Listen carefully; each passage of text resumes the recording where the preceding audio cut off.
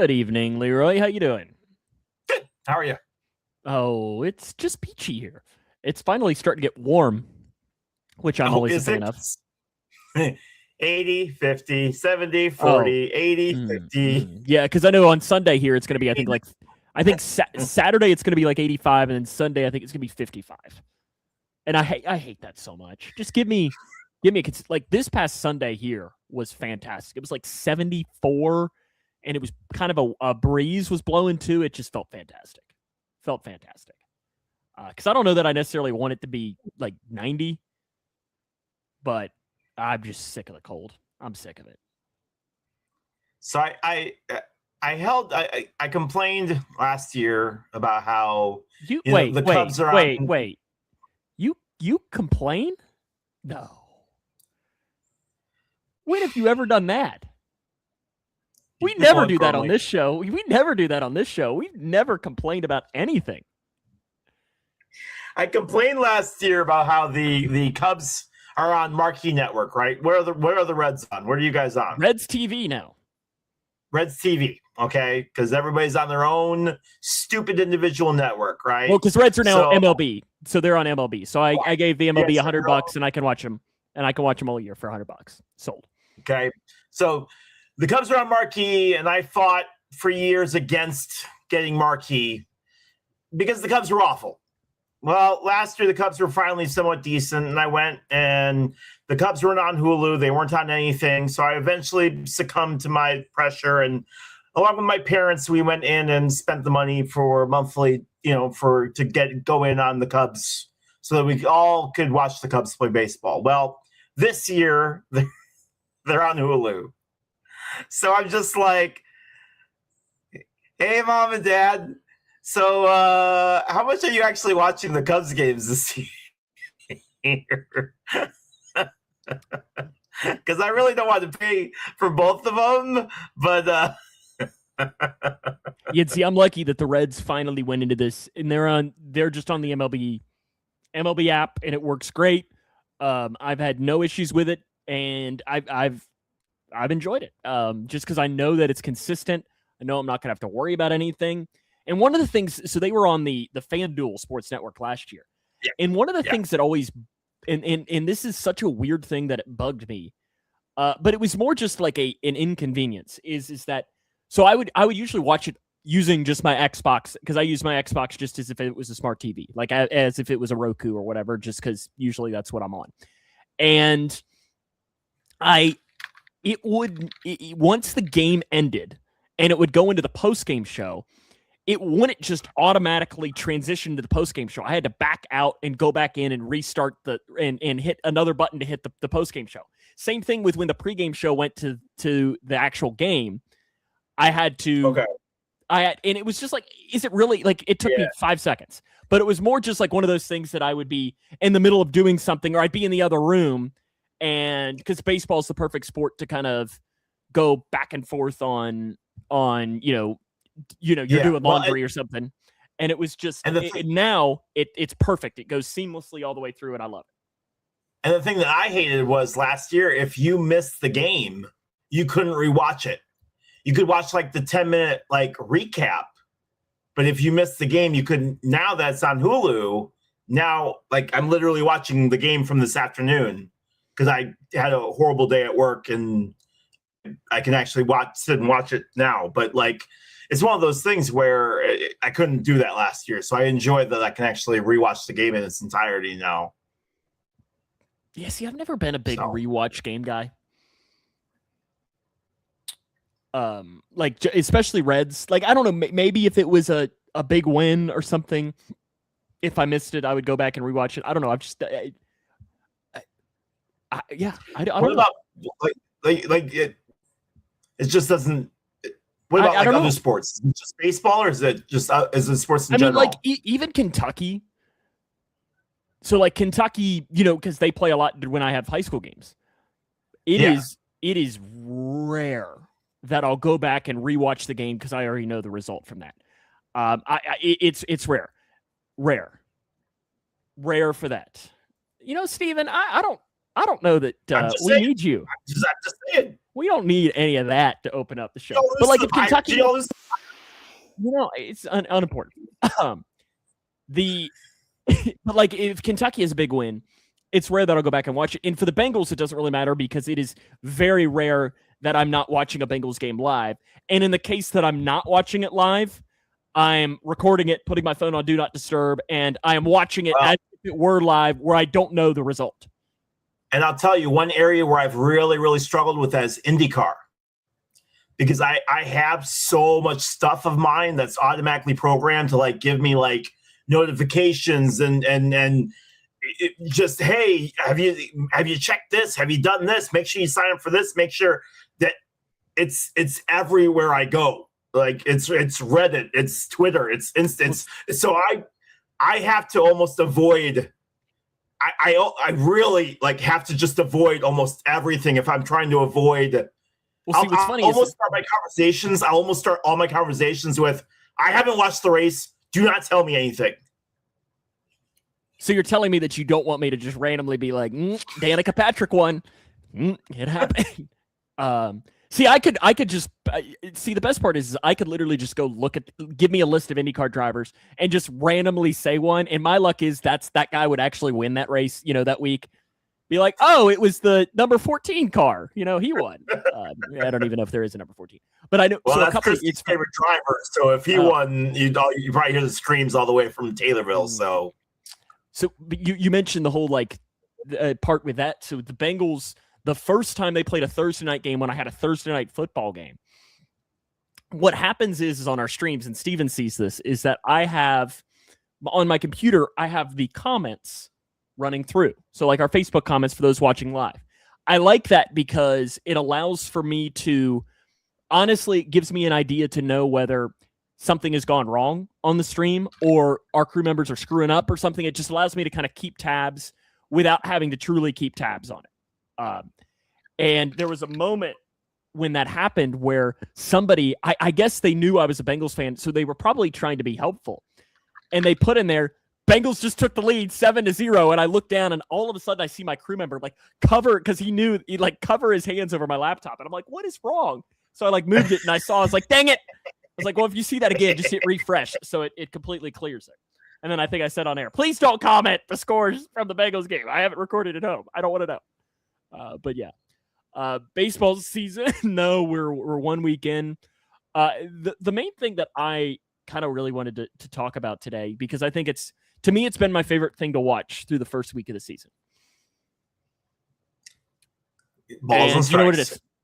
ABS. Balls and strikes. ABS. I knew you were going to have a giant freaking hard on for this, man. I knew you were going to be all about it. No, I'm giving it 1 month to have an opinion. I don't have an opinion yet. Right. What I am loving, though, is I'm loving the strategy. Loving it.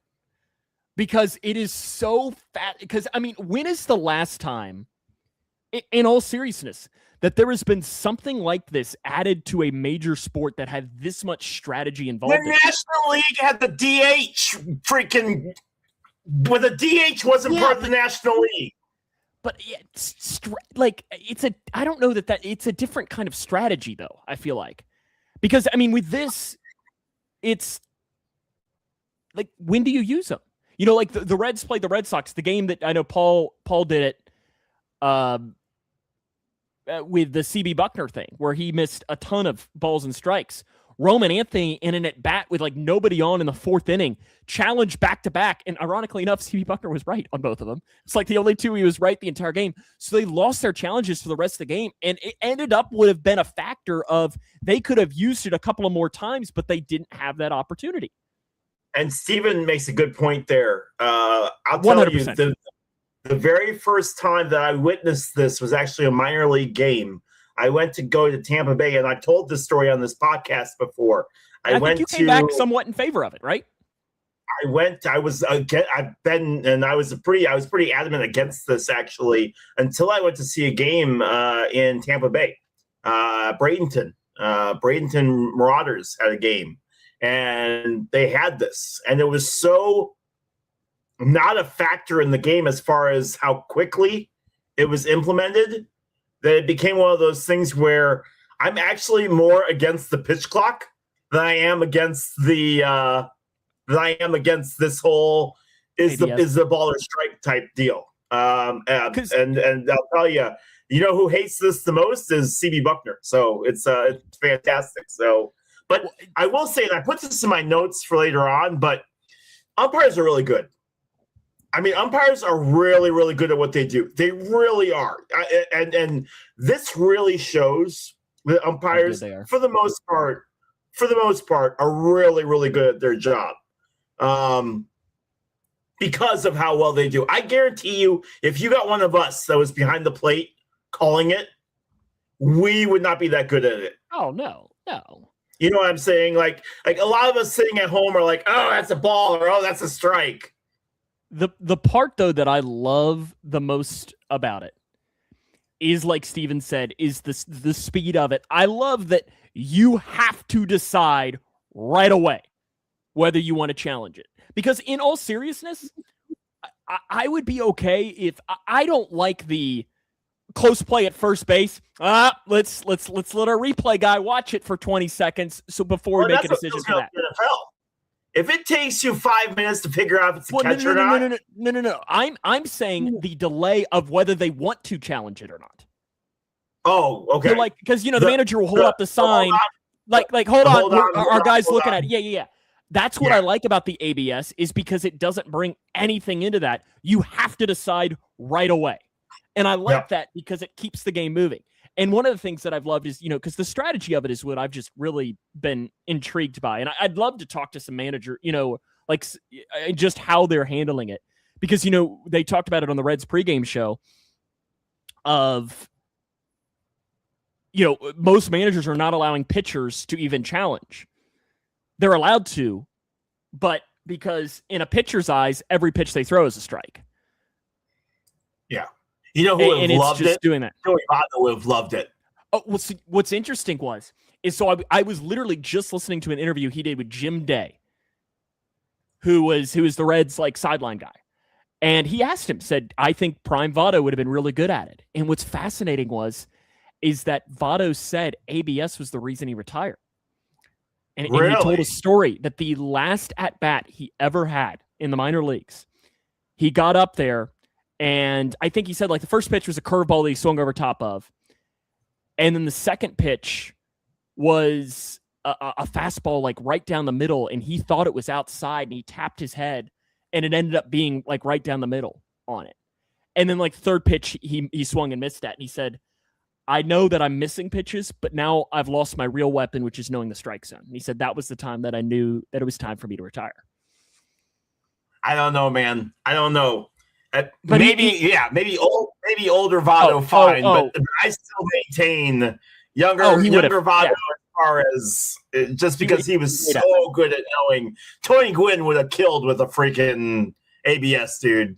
Juan Soto's another guy that really knows the strike zone extremely well. I've just just how managers are going to decide, and that's the thing is they have no say on it because like Steven said, if you have to decide right away because the manager has no impact on it at all. The clock that Votto gave was really cool, Daniel. Did you see the clock that Votto gifted the city of Cincinnati? It's pretty cool. Yeah. It's pretty cool. Yeah. But man, I'm telling you, nobody had a worse week than CB Buckner. That man had a rough week, dude. I thought I had a bad week at work. That man had a rough week at work. Does he have a good week? Well, the problem is Angel Hernandez is gone now. And generally, if you are an umpire, I shouldn't know your name. How many umpires can you name? Probably a decent amount. Yeah? I think I could. I can name 3. Really? Oh, I could name more than that. Okay.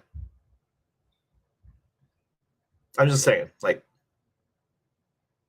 not necessarily a good thing. You can name a whole lot of umpires.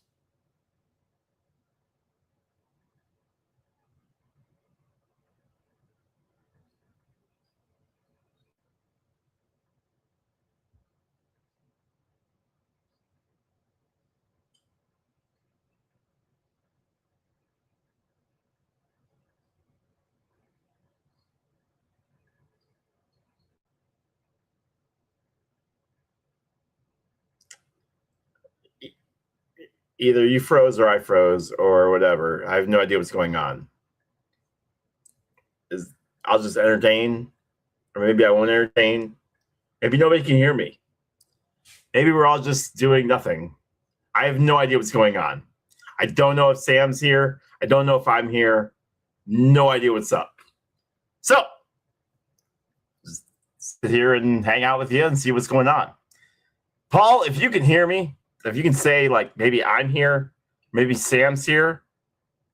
Okay, all right. There we go. Sweet, I'm here. I don't know what happened. Are you here? Yeah, now I'm back. The Okay. The system crashed. Thanks for joining. Great podcasting, man. Yeah, that was a StreamYard thing, because like I was talking to you and all of a sudden you went away, and then all of a sudden it said you're not connected to the internet, and I'm like, yes, I am connected to the internet because I'm looking down, seeing that I'm connected to the internet. Okay, we're good. Weird. That's never happened. It's weird. And see, what's interesting is they like a message popped up when I started the show that they have apparently redone some things on the website that we use. They decided to do it right at 9 o'clock on a Wednesday night, man. Yeah, so I guess clearly what they've done is done. Yeah, I might be on the Sports Center Wi-Fi, Daniel. Oh boy. We don't need to start that now. Do you need to come fix the internet? I don't think it was an interweb thing. I think it was a software issue, but I think we're good now. Okay. Weird. Okay, we're back. That's the only thing that matters. ABS, we were talking about that. I was here the whole time. No, I mean, it's a collective. We are. ABS, though. Yes. I'm holding out hope. I am just. We'll figure it out. And the strategy is what I'm just fascinated to continue to watch. Okay. How are the Cubs doing? I honestly haven't even checked. 500. So 3-3. 500 Yeah, Reds are 500 too. I think we're 4-3 now. We won today. I think we're 4-3. But I mean, we are right. I mean, season's already over though, right? Fire Council. We have no pitching. See, the Reds just can't. Honestly, I'm going to sound like a boomer. Wait a second. Braves have a better record than the Cubs. Oh boy, is Leroy going to have to go to Lambeau next year? I'm going to sound like a boomer, and I'll take my here's Leroy with being a boomer moment for our podcast. Okay, and Paul, maybe you'll sympathize with me, Steven. Maybe you'll sympathize with me, but I find it absolutely stupid that pitchers go 4 innings now and they're done. I get it. They're throwing 105 miles an hour now. But the fact that we're pitching 4 innings and they're done is an absolute joke. We got guys that go, 4 1/3, and it's like, all right, well, gave up 2 base hits and struck out 5 and walked 2, and let's get that bullpen up and running. And the thing is like, you sit there and you get till August, and you're like, oh, my whole starting line or my whole pitching rotation is shot. And it's like, your whole pitching rotation is shot? Your whole pitching rotation has as many innings thrown as Nolan Ryan did by himself back in 1995. And it's just wild to me. And I'm not saying anything about comparing apples to oranges. That's fine.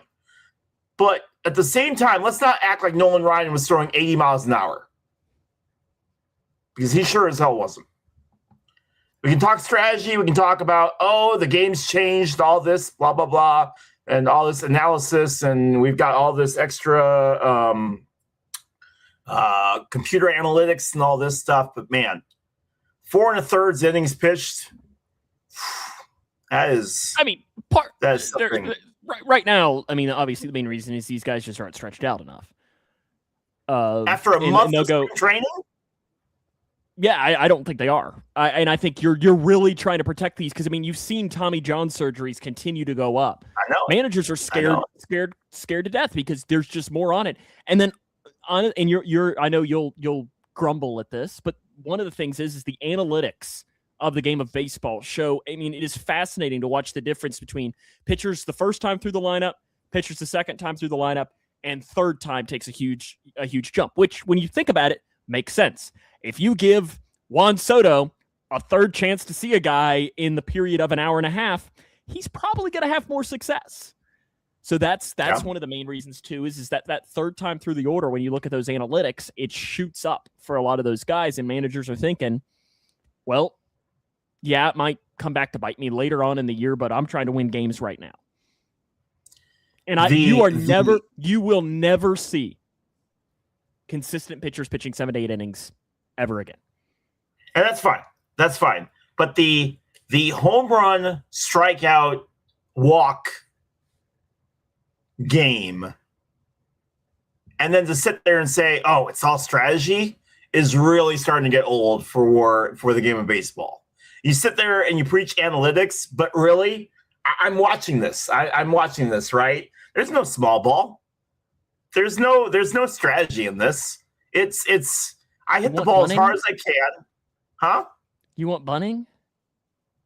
I didn't say that. What I am saying is what I'm saying is it's home run, strikeout, or walk. Those are your three choices. Or extra base hits. From a home run that hit against the wall and bounced off. Because the wind knocked it down. Yeah, see, I think doubles are still a thing. And I don't know that I necessarily agree with you, Paul, that pitchers aren't as good as the older pitchers. I don't agree. I don't know that I agree with that. I think pitching has never been better. Now, pitching versus throwing, I don't know. I mean, you look at some of these guys right now. Like, I mean, Paul Skeens today, and I know he's an alpha. What like, third innings pitch Paul Skeens? I'm sorry, I couldn't help myself.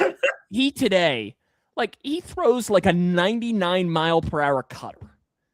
I mean, that thing, like, and at the last second takes a curve in, and I'm like, and then you got people complaining on Facebook. Why do you miss that? Because it's 99 miles per hour and moving. Like, how? They made a joke with Jim DeShays about Jim. How would you have liked to have thrown a 92 mile an hour changeup? Jim goes, if I threw a 92 mile an hour changeup, they would have told me to throw it as a fastball. And I think that, velocity is better. Control and changing speeds is what has gone downhill. And I think because of that, I think it's just the arms are not as good because so much is being put on the velocity of it. But that and these pitches have so much movement that they're just hard to control. They're hard to control. There's just no other way to put than that. I mean, like some of these fastballs, some of these curveballs are just like, wouldn't it be fun to be able to throw that just once and feel what it would feel like to be able to? And I'll tell you, it's wild to me when I sit behind home plate at college games. When I broadcast college, I sit right behind, off to the left of college games. I sit just off to the left. It's wild, even at low end college, watching balls move on pitches. I can't imagine at higher levels because I see how much the balls move at the low end college level. And I'm telling you, imagine facing Aroldis Chapman. Right. And that's what I'm saying, right? Like, I'm watching these balls just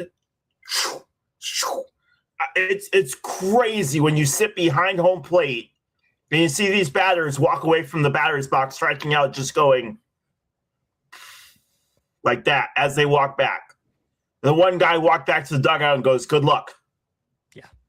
Like, again, the other guy walked up and goes, "It's high. It's high. You're going to have to start early. Start early. It's high." And it's just one of those things where it's like they already know it. They know what's coming. It's trying to have the bat speed to keep up with it. But if it's already, and you can't see it when you're at like Wrigley or you're at, Great American, when you're sitting where you're sitting, unless you're behind home plate, you can't see it from where you're sitting or even on TV. you cannot see it as well as you can when you're behind home plate. There's just your eye level doesn't work. You can see it on TV, kind of. It doesn't make. I'm telling you, it doesn't make up for sitting like where if you're the umpire or you're sitting behind home for where those pitches are. For one, I 100% agree with what Steven says here. 100%. That breaking balls and throwing curveballs puts more emphasis on the elbow, and that causes a lot of issues. About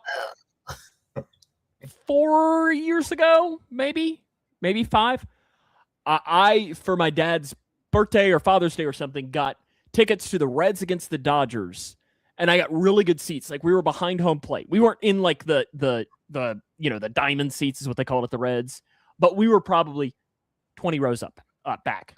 And Max Scherzer pitched that day for the Dodgers. And sitting that close and just watching some of the movement he had on his pitches, I was just like, I have no idea how anybody gets it ever. I have no idea how anybody gets hit.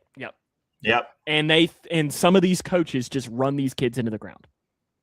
It's horrible. The travel ball, the and I think one of the underrated things is, and I was talking to somebody who really knows pitching one time about this, is you see, like, especially in high school, and it's just because they don't have the numbers, is like, okay, Leroy, you're starting pitching tonight for, Jim County High School.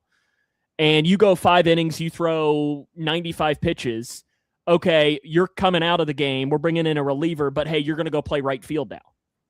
So your arm never gets the chance to truly just stop for the day because you're continuing to throw and some stuff like that. So it's only putting more, or then you're swinging the bat, and that's still not allowing these arms to cool down. And I think that's a big impact as well to it. But yeah, it's interesting. Yeah, there's no question about that. Paul's stats / facts of the week. Are you ready for this? Your first one is one we already kind of touched on.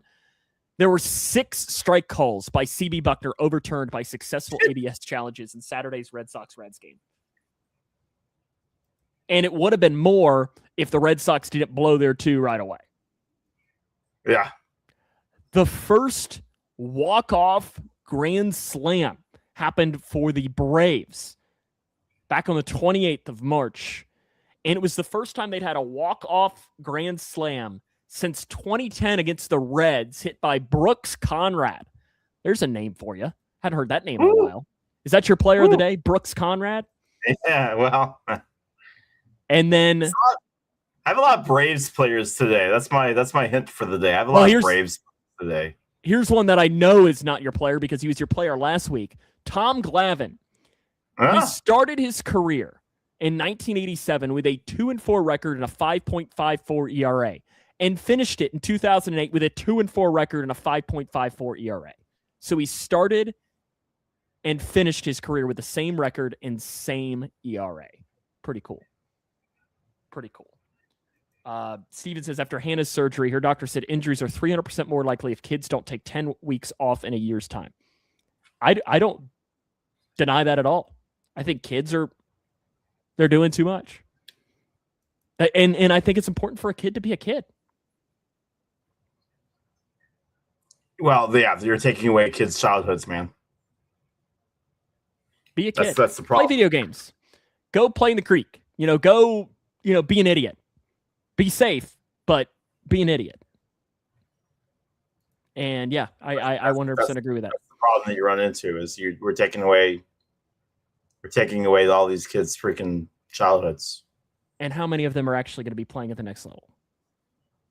And I think the issue that we have with so many parents today is that too many parents are living through their kids and hoping that they get to do what they didn't get the chance to do, instead of letting their kids do what they need to do.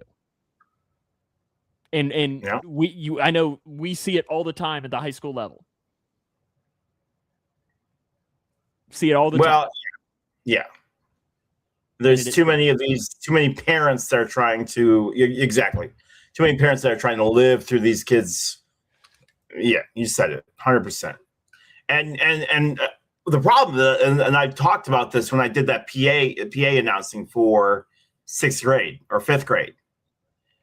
there was one kid that was on that floor out of the 60 kids that played that day that was going to play high school basketball. One, maybe two.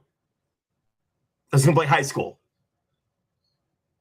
And it's just one of those things where it's like, dads, I need you all to calm down. I need you all to calm down. All right? First of all of you all need to stop chucking threes. You're not, you are not Steph Curry. You don't know that. Okay.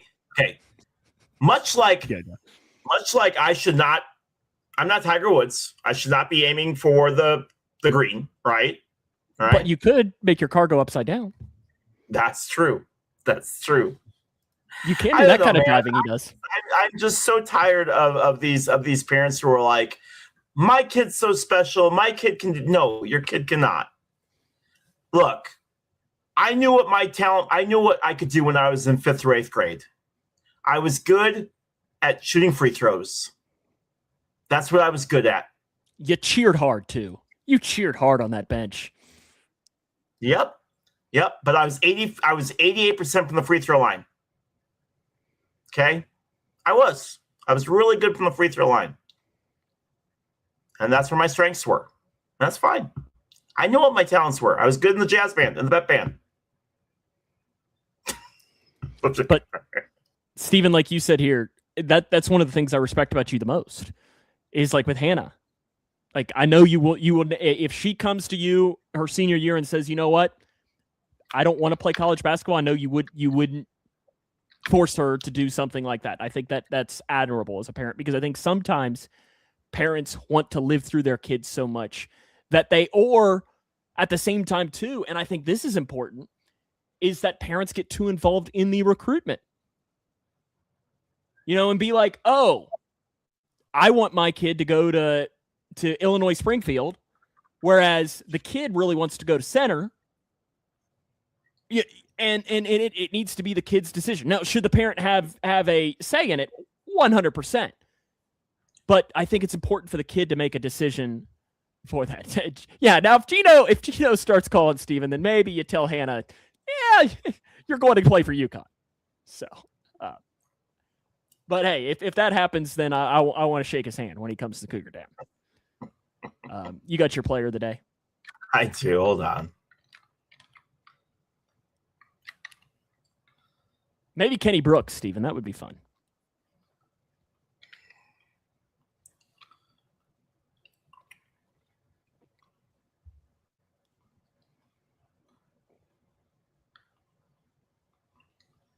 All right, you guys know how this works. I'm going to give you a player. All you got to do is tell me who this is. Now, look, I've got one player that's retired and one player that's still playing.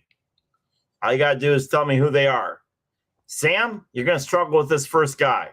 I'm curious to see how the other guys do naming him. I am. We'll see what happens here. All right. So here we go. Hall of Famer, 5-time All-Star, 5-time Gold Glover, ERA title, Clemente Award, wore the number 35 his whole career. Looks like he played for the Yankees for a while. You already heard me say he spent most of his majority playing with the Braves. Okay. So, Paul, you probably already know who he is, but let's see if some of the other guys can figure it out. What is the Clemente Award again? I think it's fielding. I'm not sure, though. Don't quote me on that.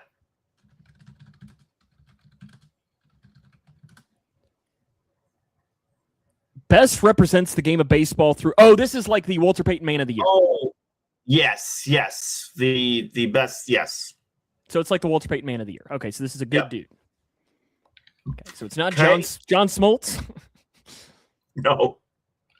All right, you ready for the next one? Okay. Pitcher, right-handed, born April 1939. Passed away on December 27th of 2020 at the age of 81. So he would have celebrated a birthday today. He was born in Flowery Branch, Georgia, and was buried in Flowery Branch, Georgia. He was born in Ohio. Flowery Branch, isn't that Jimmy Carter? Is Jimmy Carter Flowery Branch too? Or am I making that up? I'm not sure. The answer is not Jimmy Carter, is it? It is not Jimmy Carter. No. Was he the 35th president? Just wondering now. I don't think he was. No. Okay. 41, 40. Okay, go on. He had a 95 career WAR, 318 wins, 274 losses, 335 ERA, 864 games, 716 games started, only 29 saves, 5,000 innings pitched, 3,342 strikeouts, and 1.268 WHIP. But it was a certain. I know it, and I just Googled it in the other tab, and I'm right. Okay. Yep. That's the exact name that I was going to say, Paul. It's the exact name I was going to say because I have it open in the other tab because I was my brain was like, I think that's the answer, but I was like, is that a dumb answer? It's like, is that a dumb guess? And I was like, no, it actually was the right guess. Did not play in 63 because of military service, and then spent most of his career with Atlanta. Played a couple of years with the Yankees, Cleveland, and then Toronto, and then finished with a couple months service with the Braves. Phil Who was MLN? MLN? I have no idea. Yeah, that Phil Negro. Yep, absolutely. Yeah, that was one that I actually would have gotten. That's part of the reason why he was able to pitch for as long as he was able to pitch. And actually, Necro is who made knuckleballers cool, right? Like Phil was a big reason why knuckleball became a good pitch was because of him. Like he brought the knuckleball. He was one of the very first guys to do it. MLN is the Milwaukee Braves. Oh, duh. Thank you. But yes, Phil Necro was knuckleballer. Like he was one of the very first, if not the first guy to do it. Part of the reason why he was in the Hall of Fame is because he created that pitch. All right, this guy, Cy Young, Triple Crown, 9-time All-Star, 2018 World Series winner, Gold Glover, ERA title, was number 49, 41, and 51. 2018 World Series. Gosh, I always struggle on this. Correct, Paul. Yeah.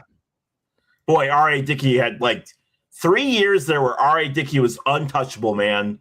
R.A. Dickey was just the man for like 3 years. 18 was Red Sox, right? Fell off. Who won the World Series in 18? Yeah, so the Cubs were 16. And then in 17 was the Astros, right? Wasn't that the infamous Astros? Yep.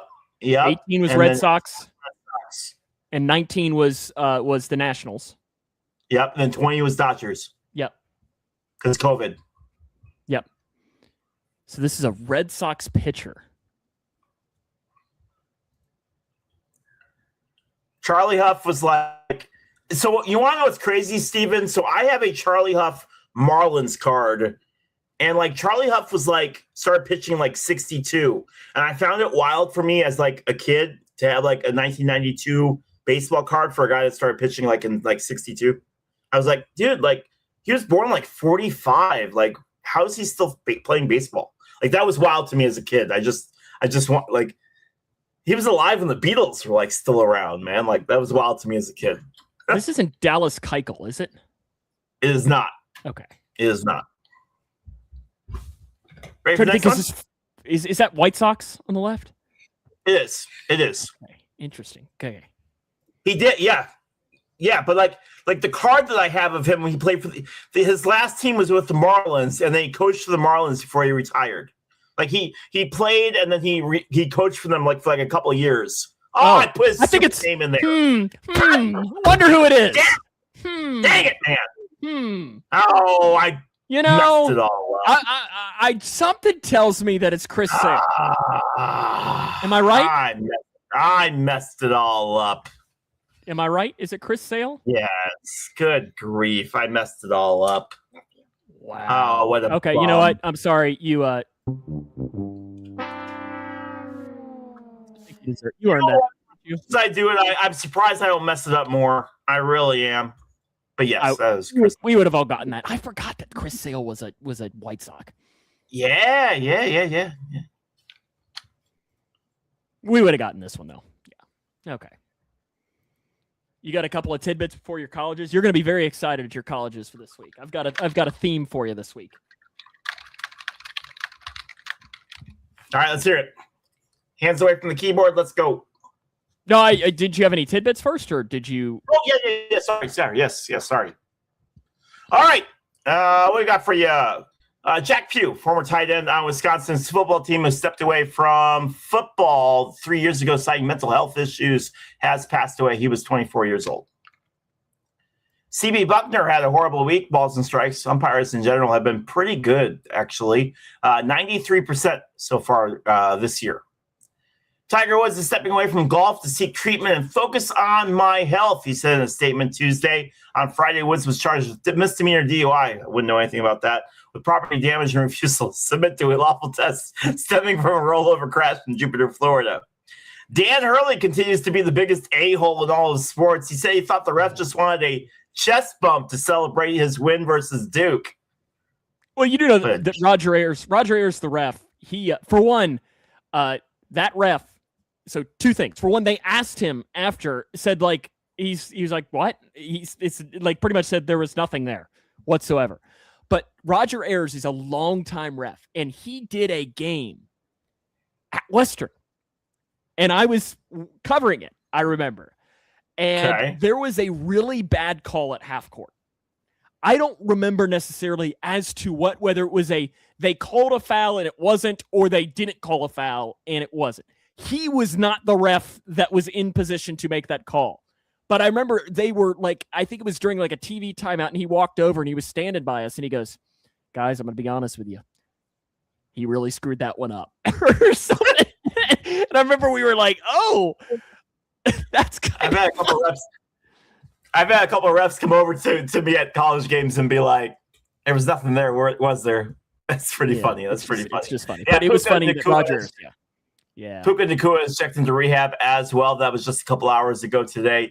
Amari Stoudemire, Doc Rivers, Candace Parker, and Elena Delle Donne are among the members inducted into the Basketball Hall of Fame class of 2026.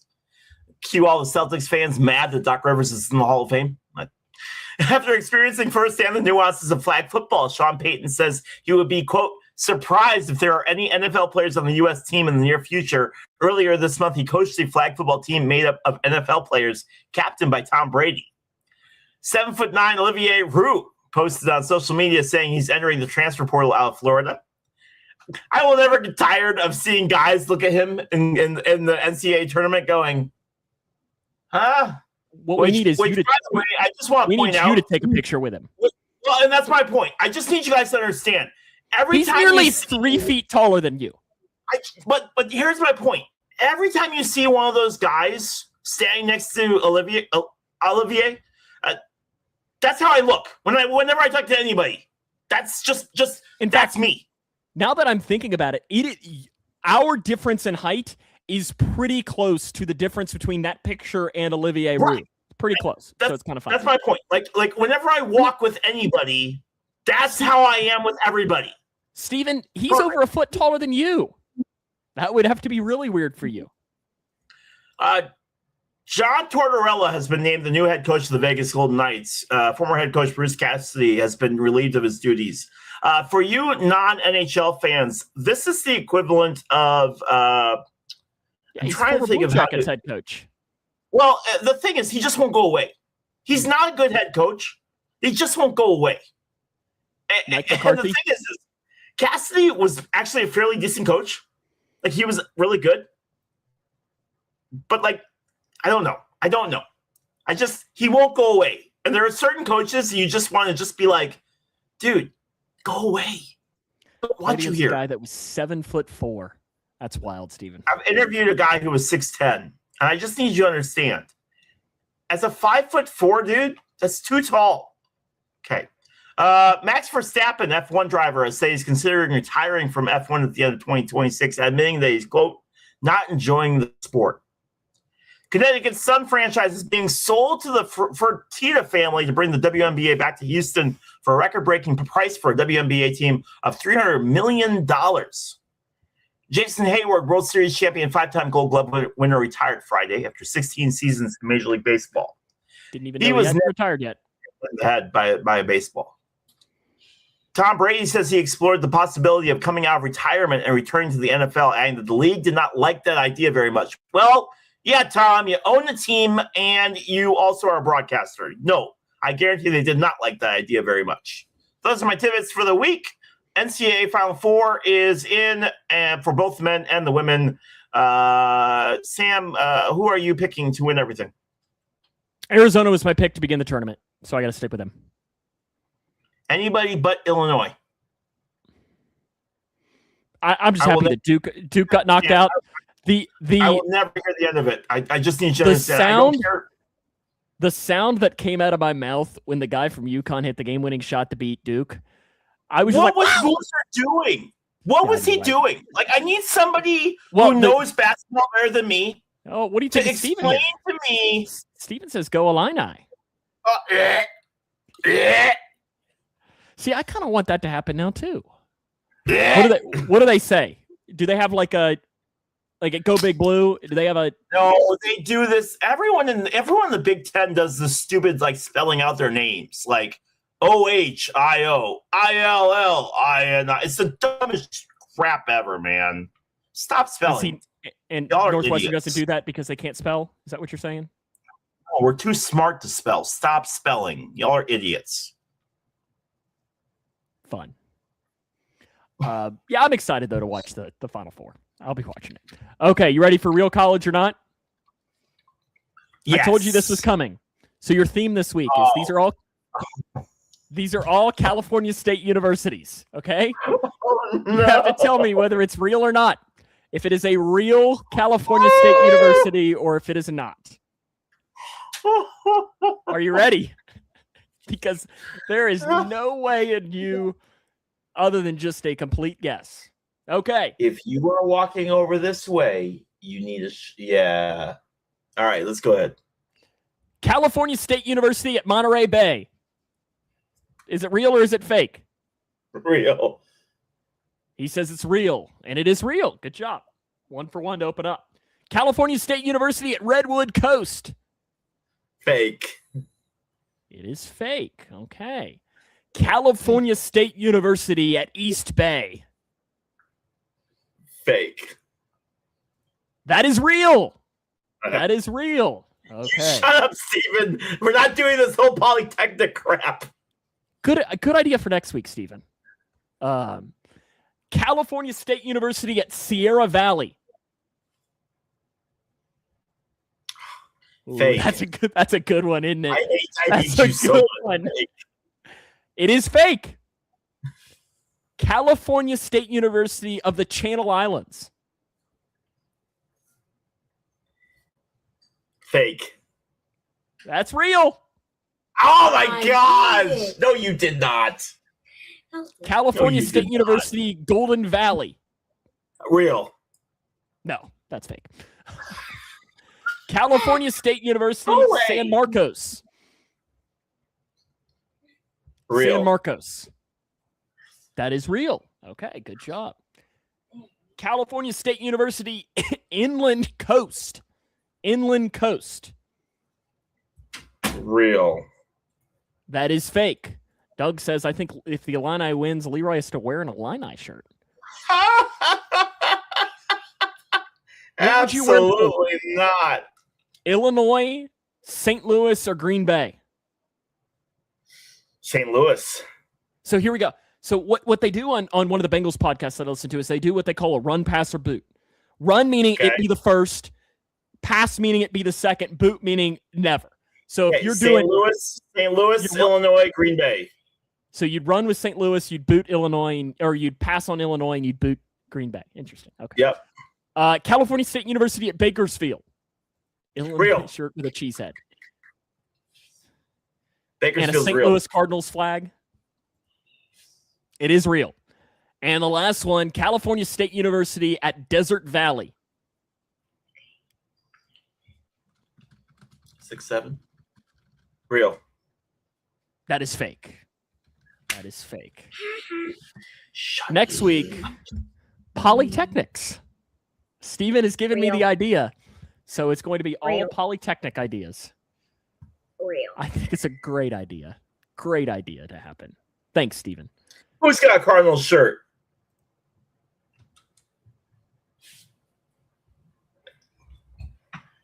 Excuse me. Definitely not. Okay. You ready for a little bit of play clock?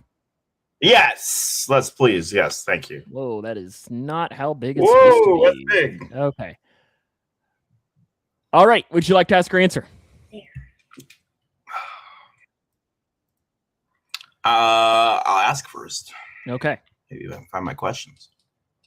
Let's see.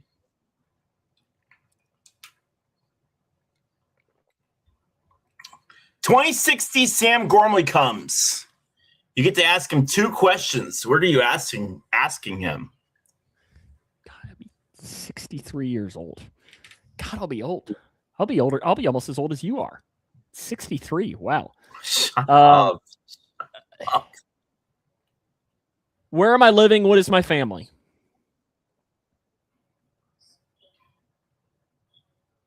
I think it would be that simple.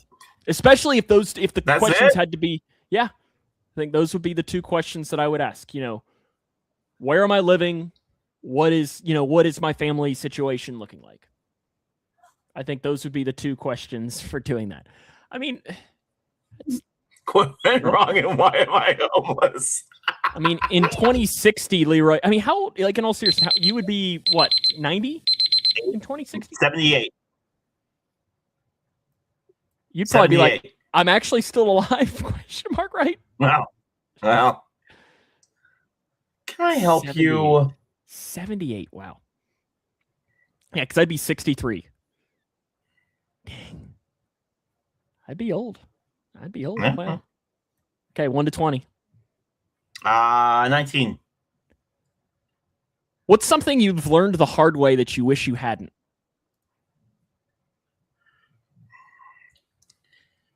Having kids is really annoying. No,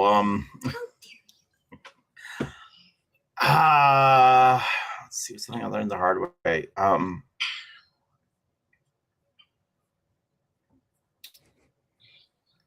Okay, go away. You're driving me nuts. I do like what Steven says here, because in 1964, I'd be 6, 7 years old.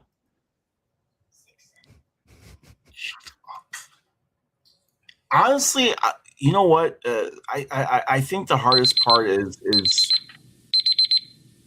probably having patience with coworkers. It's probably been the hardest thing that I've had to do.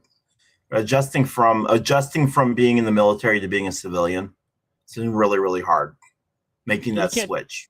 Can't talk to people the same way. No, and apparently no. And kind of like it ties right into what Paul says here. Because you get yelled at. And yeah.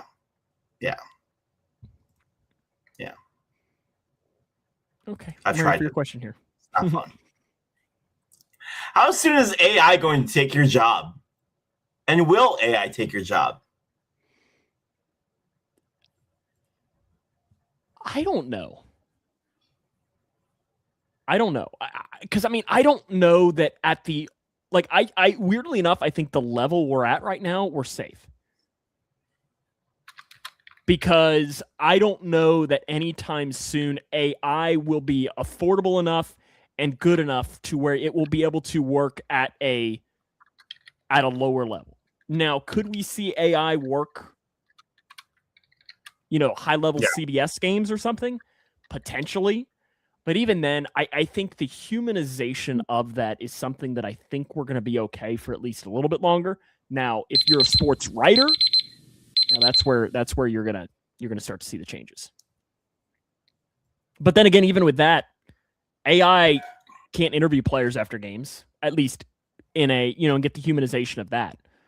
So that'll be, because I think that's something that you need somebody there for. Paul, can AI take being homeless? You're a jerk. What's 64 plus 3, Leroy? 61. I don't think that's right. Pick a number between 1 and 67.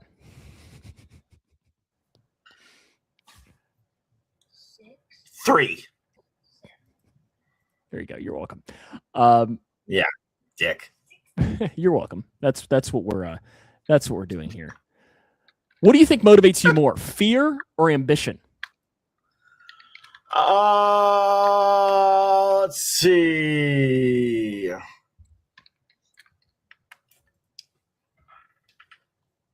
Fear. I have such a big fear of failing.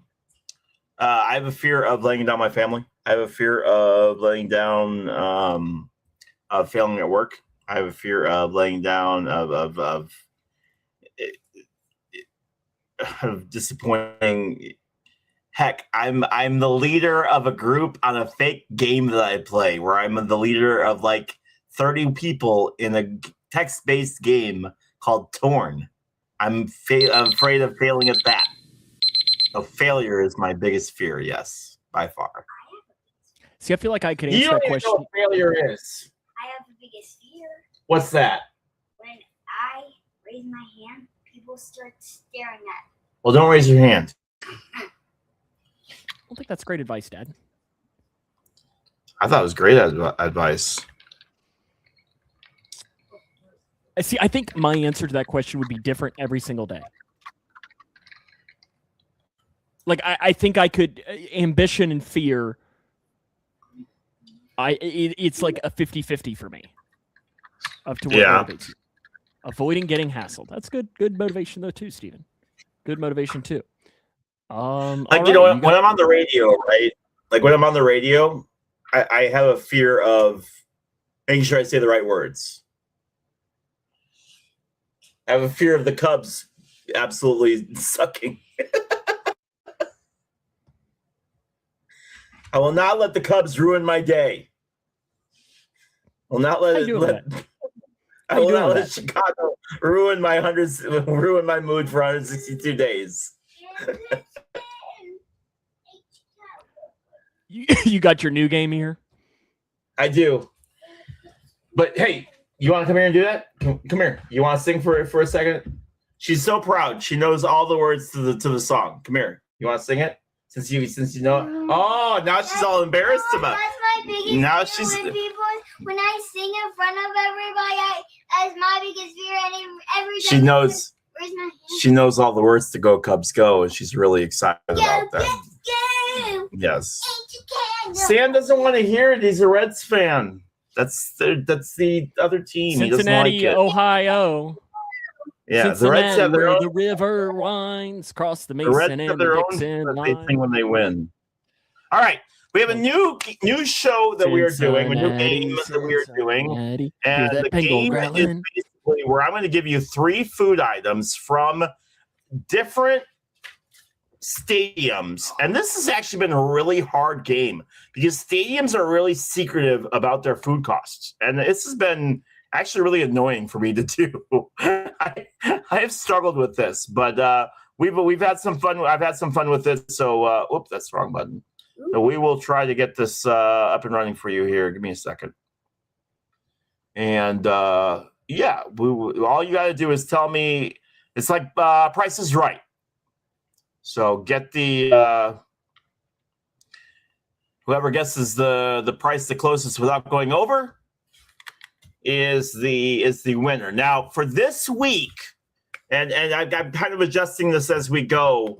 We're basing it off of the place that we're sitting. And the reason that is because I have found that different areas in the stadium have different prices. So in this case, we are going off to Tropicana Field to the Colony Club. You're going to the Colony Club in Tropicana Field. That's where we're at. Are we? Is this the where we're our view from the Colony Club? This is the VIP. I will tell you right now. This is the VIP Colony Club. You are rich. Okay, I will tell you that right now. This isn't all you can eat? This is not all you can eat. Okay, go on. So you are getting a souvenir chicken tender helmet with 6 chicken tenders and a pound of fries and a Tampa Bay Rays helmet. Pound of fries, yes. And 6 chicken tenders. That is a healthy. That is a lot of food right there. That is a lot of food. It's a lot of food. A bag of Cracker Jacks and a premium can of Michelob Ultra. A lot of money. I'll tell you that much right now. It's a lot of money. It's a lot of food. It's a lot of money. What do we think, guys? What do we think is the price? I'm not putting the price up there. That's a lot. $38.50. All right, Sam says $38.50. $38.50. Paul says 33. Okay, so it's the early part of the season. I still don't know some of these pitchers. I just saw this guy in the Cubs team, and I'm like, who the heck is that? Steven says $50. Oh, it went right through his legs. Bregman, what are you doing?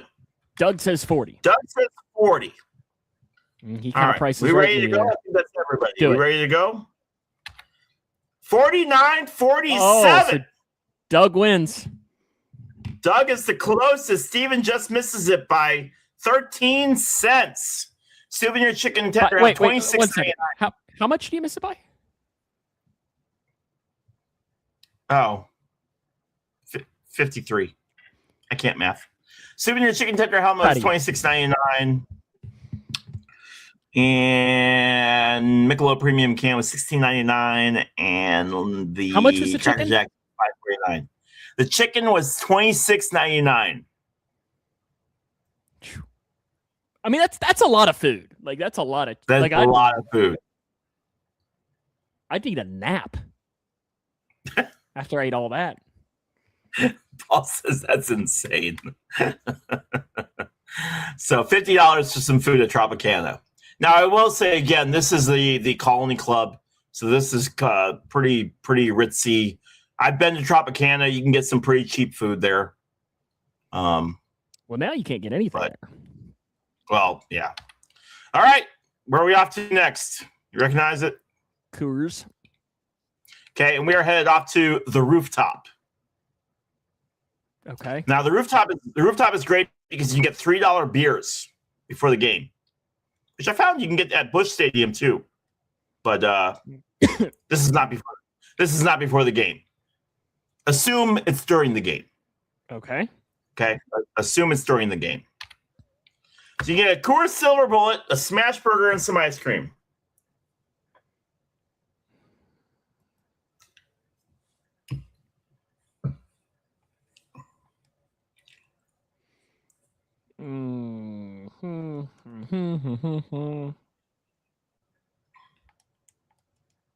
Oh, what are the odds? I think I did the same thing last week.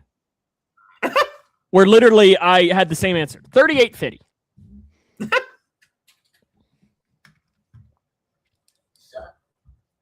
Steven says 32. Steven says 32. No.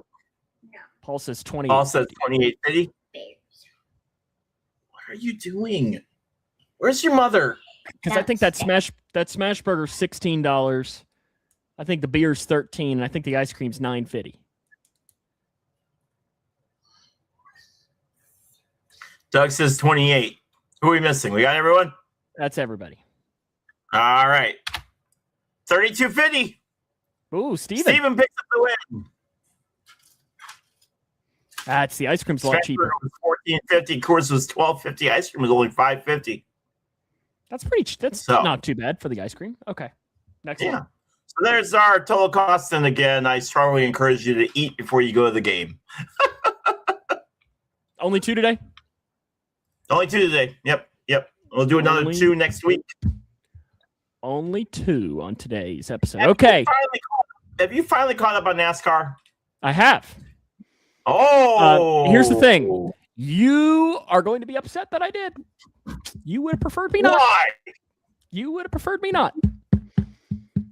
Because somebody is way out in first to open us up. Way out in front.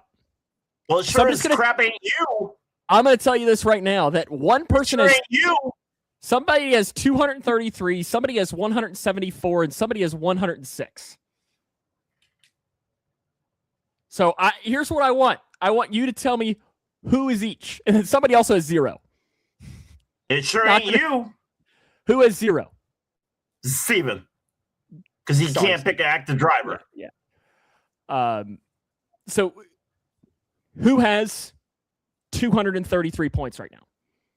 Paul. You are correct. Who has 174? You. You are correct.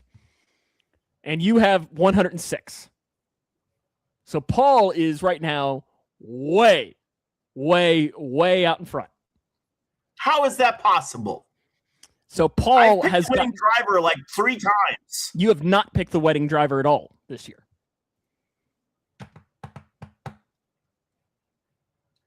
So the 4 weeks this season, you have gotten 25, 23, 30, and 28.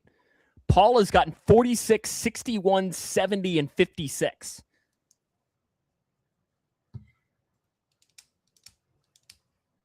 So Paul is absolutely destroying us right now. Absolutely destroying us. They're at Bristol this week, though. They're at Bristol this week. Who you got? I don't even know. This is insane. Yeah, I'm I wouldn't legitimately screw you over. I've picked freaking the winning drive. I picked Tyler Reddick like each week, and like it's wild, dude. So you picked Tyler Reddick. You cannot pick Tyler Reddick, and Paul, you cannot pick Denny Hamlin.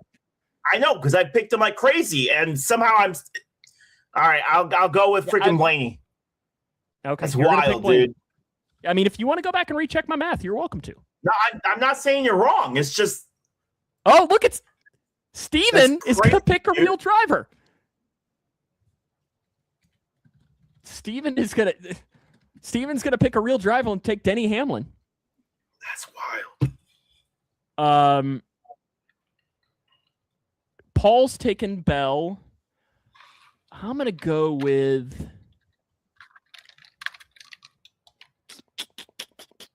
I'll go with Reddick this week. I haven't taken him yet this year. I respect it. Yeah, this goose egg hurts, Steven says. Here he comes. And, I didn't mention Doug. You are also in here, but I did not count your total up. I'll need to, though. So next time I will. You're over here on the side, so I didn't do it. So, Doug, feel free to make a pick if you have it for this week's race for it. So there you go. Yeah, because Leroy, we've done 4 races. You took William Byron at Daytona. You took Connor Zilisch. Zilisch? Is that how you say his last name? Zilisch. At Circuit of the Americas, and you took Reddick at Vegas and Martinsville. What's the scoring mechanism? So it's the points given after the race. And like we've made the rule for it, is if you pick a driver and he gets docked points because NASCAR, he fails inspection or whatever it is, you have to take on that penalty as well for it. But in this contest, you can come back. Because like Paul's shown, I mean, he's had 4 weeks with 233 points. So you can easily do it. So points given, so Doug is going to take Bubba Wallace. So points given are based on the points that NASCAR gives you after the race. So you get points for based on your finish, and then they do like stage point finishes, right? Yes. Like after each stage, the top X amount get bonus points or something. I'll give you a backstory. So the problem is NASCAR was getting really boring to the point where drivers were winning by 14 seconds. So NASCAR's idea of making it less boring was having stage racing. So where they would award winners when they reached certain stages. So you would get points you'd win a stage, then they'd bunch everybody back up, and it would be almost a caution given. So you'd run like 80 laps, then they'd wave a caution, you'd win the stage, then they'd bunch everybody back up, and then you start again, stage 2, and it'd be a smaller area, then they'd wave a caution again, you'd win points for that stage 2, and then stage 3 was the final, hey, this is everything. It would be a much longer stage, but that would be for everything, and that would be the winning final stage, and that would be for everything. I did just realize something too. There is no NASCAR race this weekend. This is next weekend, but it's not like it's really going to change. Forgot it's Easter Sunday. They don't race on Easter Sunday. Is this Sunday? It just set in. So it's not like it. I mean, it's not like any of us were going to change our picks probably between now and then. But theoretically, if in the next week you'd want to change your pick, you're welcome to do that. We have our first baseball game. I'm holding to that when my driver has a baby somewhere 2 days before the No, it's Wednesday. Wednesday is 2 days before the race. It's amazing. That's always your driver that does that. No one else's driver ever does anything like that. We have our first high school baseball game tomorrow. So it'll be first time we've gotten back out there. I've already done like 4 of them. Oh. Well, our basketball season did run a month longer than yours. Because when was basketball done for you? Must be rough having to go all the way to the finals. So no, Final Four. They didn't make quite to the finals. When basketball was over for you in February, right? Yeah, I think you're right. Yeah. So and that was the thing. Maybe beginning of March, but like what was funny is that the boys lost last Saturday, and that first Monday back was the first home game of the year for the baseball team. And the opposing coach for the baseball team messaged us on Facebook, be like, "Hey, y'all streaming this game?" Or responded back being, "No, buddy, I need a week. Don't message me ever again." It's like no, I can't do it. I'm sorry. We've only worked an insane amount. We need a little bit of time off. Is this game on the radio? No, because we don't put baseball or softball on the radio, so we're only on YouTube and Facebook. Yeah. Oh, we do. All of our stuff's on the radio, man. Yeah, but you don't have the video. Doug says it was February. Oh, last game. We do with Tommy TV, so yeah. So we get baseball tomorrow, and it's not looking like it's a great year for baseball and softball. I think they're a combined 2-14 right now. So between baseball and softball. So how many games do you guys do? Are we broadcasting? 6 each. So 12 total. 12 total in the regular season. 12 total. And we do 10. We do 10. Is that 10 baseball, 10 baseball, 10 softball? Yeah, 10 baseball, 10 softball. Yep. Okay. And then we do 10 Central A&M and then 10 Shelbyville. Okay. You can see for us, we only do, for one, we probably could do 7, but then we'd run into, we just can't. It sucks. Yeah, it play sucks at the same time. Baseball is our favorite sport to broadcast, but we get the least sponsorship for it. So it's the hardest thing for us to do. It's awful. It's literally what all the broadcasters come to do, and it's the least thing that we get to broadcast. But basketball, it's all in. All in on basketball, which don't get me wrong. Basketball is, that's what Kentucky's all about. But I do love a good baseball game. Steven, we're going to have to get you this year. One of these baseball games, we'll have to get you out and get you on the mic. Get on the mound. I know. Have him throw the first pitch. He might. Yeah, throw the first pitch. Let's go. Yeah, we'll get you on the mic for a game. I know I got some people maybe lined up for some games. We might even get assistant coach Brett Johnston from the basketball team out. He might be joining me on the mic for a game, and you better lock in for that. Steven will tell you. Edmonson County, there's a chance I might have somebody filled in for that one, but if not, it's yours. I gotta do some checking. I could probably push them to Butler County. They might enjoy Butler County more for it.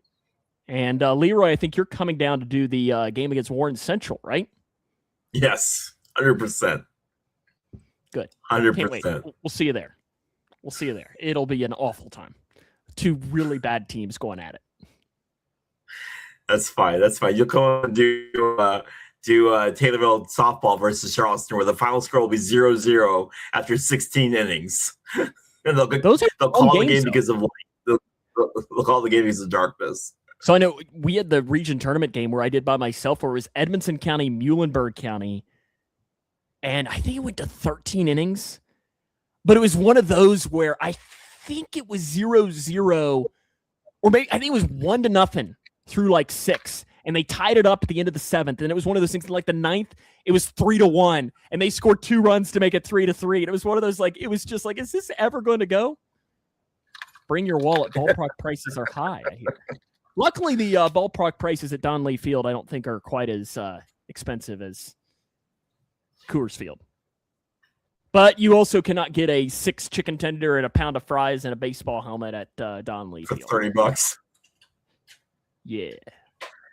No, I'm telling you, even college prices, even the UIS college prices are a little bit higher than what I'd like to pay. It's pretty crazy, man. They don't give you the Leroy discount? No, we get a little bit of we get one item. We get one item that we get. For free? Mm-hmm. Oh, I don't even get that at Center. Yeah, now, for football games, they'll order pizza. Working. It depends on who's working. We usually get one item for free. You see, at Center, they do pizza, but the funny thing is they put the pizza in our broadcast booth, so throughout the game, we have people coming in to get pizza. And there was the game a couple of years ago. 3 bottles of water for free. That's what we got at Rupp. For it. All righty. I hope you enjoy your week. Next week's spring break here, so thankfully a little bit calmer. So looking forward to that. Got anything else? I don't. We're all set. Thank you, everyone. Have a good week. Have a good Easter weekend. Enjoy it, and we'll see you next week.